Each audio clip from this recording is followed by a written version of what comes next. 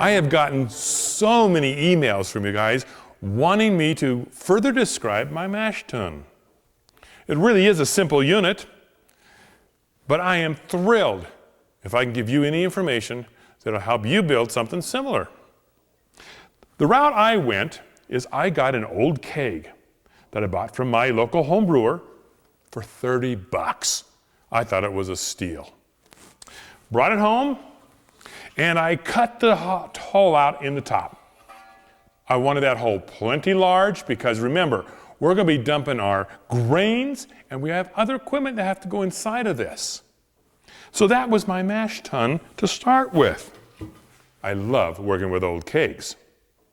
I added a temperature gauge to the mash tun by just simply drilling a hole through and sealing it very tightly to it. It works well.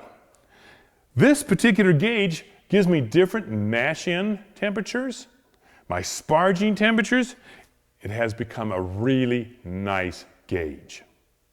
The other piece I added was a valve, simple stainless steel ball valve, and this allows me to bring out the wort from the mash tun into my boil kettle. A false bottom is what is added to the interior of the mash tun that holds the grain and allows it to be filtered. It is just a stainless steel circle with a whole myriad of 1,000 little holes. Tube from the center runs to the valve that was installed and allows the wort to flow through and into the boil kettle. Now the final consideration on my mash tun was to be able to keep the temperature of my grains as they're mashing out consistent. This is where a lot of people will use one of those coolers or igloo insulated water containers because, number one, they are insulated and they work very well.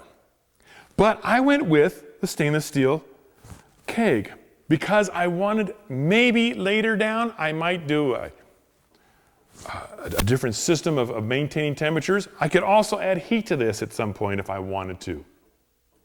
What I did do, because obviously stainless steel doesn't hold temperature worth beans, is I went and got some insulation that is used for insulating hot water heaters. And I do a double wrap of it over the unit. I made it so I could take this easily on and off, held on with just bungee cord. I can easily remove it so I can clean things easier. And with the double wrap, I'm finding that I'm maintaining my temperatures in this unit within about 1 degree or 2 of my initial temperature range, which works out wonderful for my mashing. Now the final thing that I have to do is I've got to insulate the top. So I created simply a lid out of the same insulation, and it works wonderful. Slip it in, it seals into the top of the keg, and this thing stays its temperature so well. I think you're going to find, cost-wise, we're probably really close between using a keg versus one of those igloo units. Because number one, we both need a valve in order to get our wort out. Number two, we need some kind of false bottom, false something to get the wort out of the tun without having all the grain go with it.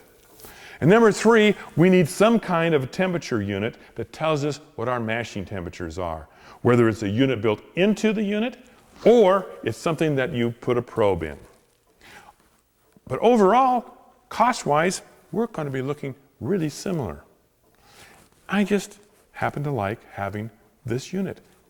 The other thing I love about it is I'm able to do big beers in 10-gallon batches in this container.